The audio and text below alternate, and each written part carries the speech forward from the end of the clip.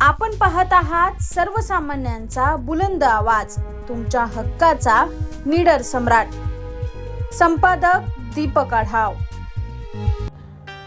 गणपती बाप्पाच्या आगमनाची चाहूल लावणारा पाद्यपूजन आणि पाठपूजन सोहळा ही महाराष्ट्रात गणेशोत्सवाच्या तयारीची पारंपरिक व पवित्र सुरुवात मानली जाते.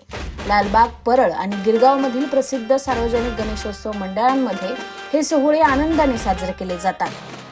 गणेश गल्ली येथील प्रसिद्ध मुंबईचा राजा गणेशोत्सवाचा 99वा पाद्यपूजन सोहळा 29 जुलैला गुरुपौर्णिमेच्या शुभमुहूर्तावर मोठ्या उत्साहात आणि भक्तिमय वातावरणात संपन्न झाला.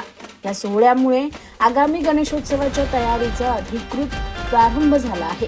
संपूर्ण मुंबईकर गणेशोत्सव कधी येतो याची आतुरतेने वाट पाहत असतात. आता खऱ्या अर्थाने गणेशोत्सवाच्या तयारीला सुरुवात झाली.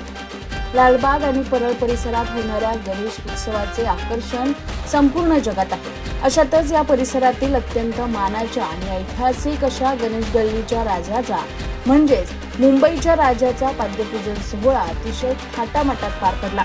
यंदाचं मंडळाचं 99चं वर्ष आहे. 99 वर्षाची मोठी परंपरा लाभलेल्या गणेश गल्लीच्या मंडळाचा पाद्यपूजन सोहळा म्हणजे मुंबईतील गणेशोत्सवाची पहिली अधिकृत नांदी मानली जाते. या सोहळ्याला शेकडो भाविकांनी व गणेश भक्तांनी मोठी गर्दी केली होती. पाद्यपूजन सोहळ्यानंतर आता राजाची मूर्ती साकारण्याच्या कामाला वेग येणार आहे. गणेश गल्लीचा राजा आणि तेथील देखावा याची चर्चा संपूर्ण जगभरात होत असते. यंदाच्या देखाव्याविषयी आणि परंपरेविषयी बोलताना गणेश गल्ली मंडळाचे सरचिटणीस स्वप्नील परब म्हणाले, आमच्या मंडळाने आजवर अनेक महत्त्वाचे देखावे उभारले आहेत. जेव्हा आमच्या मंडळाला 75 वर्ष पूर्ण झाली त्यावेळेस आमच्या मंडळाने मीनाक्षी मंदिराचा देखावा उभा केला होता. राज्यासह भारतातील विविध मंदिराचे देखावे आम्ही या ठिकाणी उभे केले आहेत. त्यामध्ये पशुपतीनाथ, बद्रीनाथ, केदारनाथ, स्वामीनारायण मंदिर, रामेश्वरम मंदिर अशी बरेच देखावे मंडळाने उभे केले.